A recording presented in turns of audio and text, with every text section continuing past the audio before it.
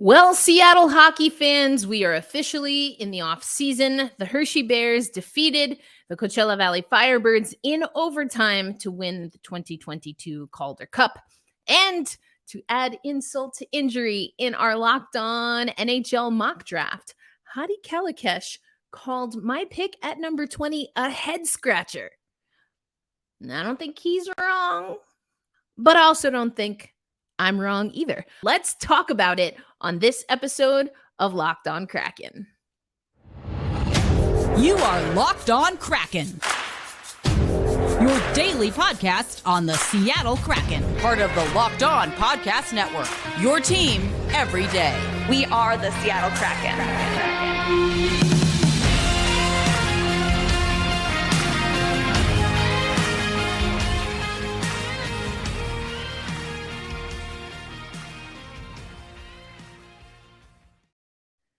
Hey, what do you say, Seattle hockey fans? Welcome to another episode of Locked On Kraken. I'm your host, Erica L. Ayala, and hopefully, if you're anything like me, you got a little bit of rest after a tough Game 7 Calder Cup finals. The Hershey Bears take home the ultimate prize. They defeat the Coachella Valley Firebirds 3-2, an overtime win once again. 3 of 7 games in this series went to overtime. All 3 of those games went to the Hershey Bears. Before we get into it, this episode of Locked On Kraken brought to you by Game Time. Download the Game Time app, create an account, and use code LOCKEDONNHL, all one word, for $20 off your first purchase. So thank you for those who join us every day right here on Locked On Kraken. If you're an everydayer, then you know we had a watch along last night and things got spicy. I got spicy. I did not like how the Coachella Valley Firebirds took their foot off the gas. We played great in the first period, dominated. The crowd was amazing. And then I can't explain it. I'm not sure what happened, except to say that it's the same thing that happened in Game 3, Game 4, and Game 5. A cloud of lethargy took over the Coachella Valley Firebirds. I told you it was an overtime win for the Hershey Bears. They really had to work to stay in this game because the Firebirds were all over them in the first period. You had Riker Evans scores before the 5-minute mark in the first period to get us going. Max McCormick, 24 seconds into the second period. That's what I'm talking about. That's the kind of hockey that we can play. But then at 13:52, Connor McMichael scores on the power play. Now, let me tell you, the only thing that burnt my grits more than the lethargy that hit the Firebirds and the camera operator was the penalty calls. The Hershey Bears were 1 for 4 on the power play. The Firebirds were 0 for 2 on the power play, but the calls were not even. I'm not even in the slightest using that as an excuse. As a matter of fact, I think the Coachella Valley Firebirds played very well, the best that they've ever played, by keeping composed and keeping calm, given all of the extracurriculars. I mean, I'm not even particularly good at calling out tripping, interference, and there were at least 5 calls that were missed in between the second and the third, arguably even overtime. But at that point, even though we did get a power play, so in OT, but we couldn't score again. But we only had 2 power plays, 1 in the first, 1 in overtime. The shots on goal, we outshot the Hershey Bears 17-12 in the first frame, 13-7 in the second, but that's the second stanza, as I like to say. That's where on 7 shots, we gave up 2 goals on 7 shots. And I'm going to break down why I think that happened. The shots for the Bears were 9 shots on goal in the third period to our 4. You see what I'm saying? Massive decline. We were lucky to get to overtime. Okay? We were lucky to get to overtime. Overall, we had the advantage 47 shots to 38 shots. Joey Decord, 35 saves on 35 shot attempts. Hunter Shepard, 45 saves on 47. So again, he had the lion's share of the shots. So what went wrong? The cloud of lethargy. The camera was terrible. And officiating did not help us. But that was not the problem, my friends. I cannot show you the video, but you can look at the highlights. I do not own the video, so I will not be showing the video.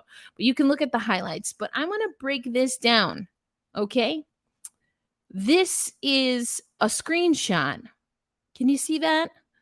Of our defense. You've got a Hershey Bears player down there. You've got 2 players right along the hash as the Hershey Bears have the puck right outside the circle. And then you have a wandering Hershey Bear. Who is that? Connor McMichael. And he remains pretty wide open on that back post. You know that burns my grits. And we had a player advantage because, as you can see, there's a skater for the Bears that he lost his stick. First, he was down. First, he was down on the ground. Doesn't have his stick. And boom. Everybody caught up. Nobody finds McMichael. That's your first goal. Second goal. This is what we have. You see Joey Dax coming out of the crease, and the defenseman for the Coachella Valley Firebirds lets the Hershey Bears in between. That's Hendrix Lapierre that you see. He's going to tip this in. A shot comes in. He's going to tip in that shot, beating Joey Decord. After this, you did see Joey Decord. He touched up on that post. Think maybe wishing that he hadn't been out of position. I'm not a goalie coach. So I do know that you come out when you want to take away angles, just like in soccer. But should Joey Dax have been closer to this post? Well, if his defender was going to blow the coverage, he just weaseled in there. So that's the second goal. And this is the overtime goal, the third and final goal. 3-2 was the final score.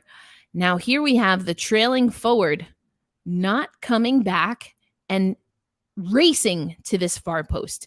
Joey Decord and the rest of this trio of defenders, they saved about 3 pucks. But there's 2 players on that back post right in the slot area. Joey's not squared up to them. And so as the puck is squirting around here right in front of the crease, these guys are unmarked. So you have to, if you're this guy right here, I think it was, hold on, let me check real quick. I think it's either John Hayden or Cole Lind. I can't remember. And these are still shots, so I'd have to look back at it. But you gotta hustle back, haul buns. I was saying put, light some matches under your bum. I did not say bum, but I'm not going to say what I said last night. And boom, there you go. See, he's late to the coverage. Crunched up over, everyone's on one side, late to the coverage. Hunter Shepard is your MVP. I don't believe that the MVP immediately has to come from the winning team, because you know what? Joey Decord was the MVP of this series. He was the MVP of that game. So I'm gutted for the Firebirds. I'm gutted for Joey Decord. I thought Hunter Shepherd was great. I thought the Hershey Bears showed the fight that the Coachella Valley Firebirds lacked. And if you want to know what I really thought and felt, go watch the watch along. I had an epic rant / motivational speech that I gave in between overtime. And I basically was saying Hershey has done everything to fight and claw in this game. The Coachella Valley Firebirds were playing the best hockey I've seen them play in the first period. And then after that McCormick goal, I don't know what happened. I don't know if they got deer in headlights. I don't know if they assumed that everything was going to be okay, but it was disappointing to watch. It was more disappointing than the game 7 that the Kraken played. Now I can say that because I believe it to be true. I can also say that this was a great run. I enjoyed watching the AHL. I do think there's a lot of promise in our future, but we have to get tough. We have to get tough. And our Firebirds team, arguably, and we were talking about this on the live stream, arguably they do some of the things offensively that we wish the Kraken would do more. So there's a lot of promise there. But the defense is lacking. And these are only, 1, 2, 3, these are 5 screenshots that prove that. And this is just one game. It's been the case every single game, at least in this finals. And that's heartbreaking. I talked about it on yesterday's show, I guess. Positioning. Are you reaching for the puck or are you going in with the body? Those are things that we need to fix. So I thought I had an answer to some of our problems, but as I mentioned in my cold open, I'm realizing maybe the general manager of the Kraken is not in my future. Jokes aside, Hadi Kalakeche is amazing. You should watch Locked on NHL Prospects. He knows prospects. I know the Kraken. And so we are in a little bit of a disagreement, misalignment. And there are some things that I think Hadi got right. There are. And we're not going to talk about it on today's show, but on tomorrow's show, once the 3rd installment of our mock draft is released, I'm going to talk about the one that maybe got away. And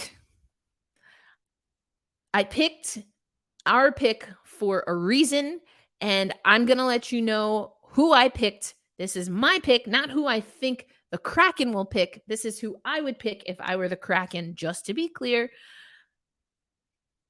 I'm going to defend my pick, and I'm going to break down why I understand where Hadi is coming from. And maybe again on Friday's show, we can't talk about it now because there's a particular name that now has risen to the top of my list, but we're going to talk about it. And we're also going to talk on this episode and a little bit more on Friday about the one thing that's missing from our organization, whether we're talking the Firebirds, whether we're talking the Kraken, and we've got to fix it if we want to win. That's coming up on this episode of Locked on Kraken. Oh, it's a jam-packed episode. I hope you're ready. I hope you are ready. All right. Today's episode of Locked on Kraken, as I mentioned, is brought to you by Game Time. Now, I tell you this all the time. I travel a lot. I'm not traveling right now, which I really enjoy. But when I do travel, I like to get to know cities through the eyes of locals. And so a great way to do that is to go to shows, go to restaurants. I love going to bookstores and record stores, maybe a crystal store here or there. But also, you want to get a good deal. You're on the road. You're already spending money. You want a good deal. And Game Time is where you can find really great ticket prices. And buying tickets has never been easier. And Game Time takes all the stress out of buying tickets. Killer last minute deals, best price guaranteed. So you can stop stressing over the tickets and start getting hyped for the fun that you'll have. You don't have to plan months in advance. And there's a Game Time guarantee. If you find tickets in the same section and row for less, Game Time will credit you 110% of the difference. So you always get the best price. So download the Game Time app, create an account, use code LOCKEDONNHL, all one word, for $20 off your first purchase. Terms apply. Again, create an account, Redeem code Locked On NHL for $20 off. Download the Game Time app today. Last minute tickets, lowest price guaranteed. I've been alluding to it. You saw yesterday's. We played the full 1 through 10. It's 11 through 21 today. I'm only going to show you my little snippet, but you can head over to Locked On NHL for our official Locked On 2023 mock draft special, where local hosts from the Locked On NHL channel, including yours truly, will make their picks, and then Gil Martin and particularly Hadi Kalakeche of Locked On NHL Prospects will analyze. I love that we're getting this. I love that we're getting the real-time analysis from Hadi. So find the episodes on the Locked On NHL YouTube channel or wherever you get podcasts. Now, speaking of Hadi, I mentioned it. He called my pick a head scratcher, but let's take you to my pick, my reasoning, and then what Hadi had to say. Youngest team, the Seattle Kraken. With the 20th overall pick in the Locked On NHL mock draft, the Seattle Kraken select Etienne Morin, defenseman for the Moncton Wildcats. Now, there are a lot of things to like about Etienne, the way he skates, his speed, his puck handling. But for me, what solidified it was the relationship that he has had with his coaches over the years. He reveres them, he respects them. And for me, not only does he add the skill set that the Seattle Kraken are going to need in the years to come, but he fits into the Seattle Kraken character. And so that's why we're going with Etienne Morin. So Erica Ayala of Locked On Kraken going defense, Etienne Morin of the Moncton Wildcats. And how does that pick fit into the team that the Kraken are trying to build right now? This one's honestly a head scratcher for me. I've tried very hard. I think I've watched Etienne Morin more than any other prospect in this draft, and I've always come away underwhelmed. He's been playing 30-plus minutes on Moncton, and that's kind of why the point totals are that high, but he's a static blue line shooter, struggles to change the angle on his shots. He has the intelligence to do it, so it's just a bit of a headache as to why. Really aggressive pinches in the neutral zone and defensive zone that put his team in trouble at times. He's the type of guy I would start swinging at in the 3rd, 4th rounds, but at 20th overall, even among defensemen, if you're trying to reach, there are a couple that were drafted after him that I would definitely look at first. But maybe the Seattle Kraken see something different in him that I don't. Time will tell. He definitely has smarts, that's for sure. So that's what Hadi had to say about my pick. Like I said, I think there's pieces of this that I understand when it comes to Hadi, and he is the expert, so I give that to him. But yes, I picked Etienne Morin for culture fit. Hard worker, great teammate, works hard in practice, very mature in his approach, and he shows up looking to improve. Doesn't deflect anything towards others, takes it on his own shoulders. He's a guy who doubles down in everything he does. So when Hadi says that he's watched Etienne Morin more than any other prospect, I want to honor that. I have only seen highlight reels of Etienne Morin. And again, there's a pick that after looking at some of his highlight reels, I saw, and also reading more up-to-date prospects, there's a pick that maybe I agree with that did slip. And I did not pick at 20. So again, that's where I think Hadi is right. Where I'm going to stick to my guns here is say that I am thinking about the long-term culture of the Seattle Kraken. I am thinking about the fact that I don't think at 20 that we need an NHL-ready player. I do think we need a defenseman, a young defenseman. And I'm just going to make this argument. We got an NHL-ready forward, a centerman, when we got Matty Beniers. Then we picked 4th. Shane Wright was not NHL-ready. And we'll have to see. There was a troll in our live stream that was coming at Shane Wright, who I thought made improvements and strides, even in just the finals, the Calder Cup finals. That being said, I feel like the everydayers, I do not stand for Shane Wright. I think there is a lot that is promising there, including a lot of the things that I see in Etienne Morin, that he's a hard worker. I think Shane Wright got wrapped up in a lot of talk, and that, we got to speak to Shane Wright on this very podcast. Very sweet young man, intellectual, analytical, and I feel like he just got wrapped up in a lot, which is understandable. I don't hold it against him, but he's not NHL ready. Will he be NHL ready next season? There's a lot of competition for forwards for the Seattle Kraken, which I love.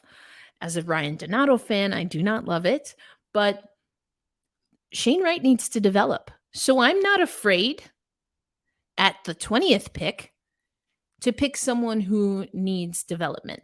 Now, again, in fairness, there are some reports that I've been reading more recently since we made this pick almost a month ago. Some people think that his ceiling is low. Risk versus reward. The hockey writers have the risk at a 3 out of 5, a reward 2.5 out of 5. But what they also say is that he's a second pairing defender whose mobility and first pass will help a team begin the transition game. I think we need that. They did say he needs to add strength and to improve his foot speed and speed of play if he wants to reach his full potential. Again, I'm not afraid to work on those things. But other things that they say, his pace, his defensive game overall needs work. So again, I think it's difficult to play defense, but the things that I like is that he has good skating, he's got a good first pass, and he's got a good work ethic. That's what you read constantly from Etienne. So again, could we have taken him with one of our other picks? Probably. And again, I'm willing to eat my words. It's a mock draft. I'm not a GM, but I don't disagree that Etienne Morin is the kind of defender that we would like in the Seattle Kraken system. So those are my thoughts. Again, lucky for the Seattle Kraken, probably. I am not the general manager of the Seattle Kraken. And we know that, or I should say, and we know that the Seattle Kraken are not afraid to take a chance and look in a different direction. If you missed our episode from, I guess it was Wednesday, we talked about Eeli Tolvanen and how Ron Francis didn't want to go with Tolvanen, but his team really liked Tolvanen. So I'm okay with this pick. I'm absolutely okay that Hadi Kalakeche calls it a head scratcher. And I'm also okay that Hadi is probably right. I'm like 20% okay with that. I'm a recovering perfectionist and I am a proud person, so I don't like to be wrong. My big bad bold prediction, I'm still not letting that go. But it's okay. It's an exercise. I do like Etienne Morin. I think he fits into what the Seattle Kraken are trying to build. That being said, after yesterday's Game 7, after our Game 7 against Dallas, there's something missing from this organization. And I don't know if we're going to get it through the draft, through the waiver wire, through free agency, but we need it, and we need it immediately if we want to make a run. I'm going to tell you what that is coming up on Locked on Kraken. Today's episode of Locked on Kraken also brought to you by Bird Dogs. I'm wearing a lovely sundress today. But if I were not, I would likely be wearing my Bird Dogs. I've really gotten used to these Bird Dogs. As someone who has a slimmer waist, thicker thighs, as a former athlete, I know that is very common for hockey players, for baseball players, and again, for ladies. Bird Dogs fits really well. Now, they've been compared almost to like a Lululemon, but in a more masculine presenting form. That's because there is a really nice fit that is form fitting and form flattering, while also having a breathability and a functionality. So you're not having a really coarse, hard, like suffocating materials rubbing up against your legs. And I can really say I'm getting into the Bird Dogs. So I want you to check them out. Be cool, look slim, look fashionable with Bird Dogs without, at least in my case, having to wear leggings. I don't like wearing leggings. I rather wear a sundress. But also, this is a long sundress, and sometimes you just need that breathability. And again, Bird Dogs has it. So what we want you to do is go to birddogs.com. Once again, use that promo code LOCKEDONNHL and you will get a free Yeti-style tumbler. Keeps your cold drinks cold, keeps your hot drinks hot, and anything in between, it'll stay at that temperature too. You'll get that Yeti-style tumbler with your first order. That's birddogs.com/LockedOnNHL for a free Yeti-style tumbler. You won't want to take your Bird Dogs off. We promise. Except for when you wash them. You should probably wash them. I don't know if they're antifungal, but I'll look into that for you. Thank you, as always, for making Locked On Kraken a part of your daily routine. Heartbreaking loss for the Firebirds, and more so because I think some of the wounds were self-inflicted. Credit, though, to the Hershey Bears. They showed tenacity. They showed grit. If you listened on the live streams or even in the episodes this week, I've been telling you, this much hope, the faith of a mustard seed, and the Hershey Bears took off with it. That is grit, tenacity, and knowing your role, knowing your team so well that you will not be denied. And the Seattle Kraken and the Firebirds, we are missing that. Our slogan is get fired up or hold fast and stay true. I want to combine those and throw a little moxie into the mix. Piss and vinegar. That's why I love Ryan Donato. That's why he's one of my favorites. It is looking like Donato is a thing of the past for the Seattle Kraken. I said that last season. I was heartbroken by it. Maybe someone in the front office will validate that we need piss and vinegar, that we need moxie, that we need that heart, we need that determination. And they'll keep Donnie Boy. But more than that, we need to multiply that. Brandon Tanev has that to an extent. It comes, Yanni Gourde has it in spades. I think Vince Dunn can get us there. Jared McCann, a little bit more finesse than Moxie, and that's okay. You know, Alexiak and Susie toe the line between Moxie and a little bit enforcer territory, modern style, you know, not full on. But we need Yanni Gourde is the perfect example. Again, I think Ryan Donato is that third, fourth line example of a Yanni Gourde, but we need more of it. So does Etienne Morin bring that? No.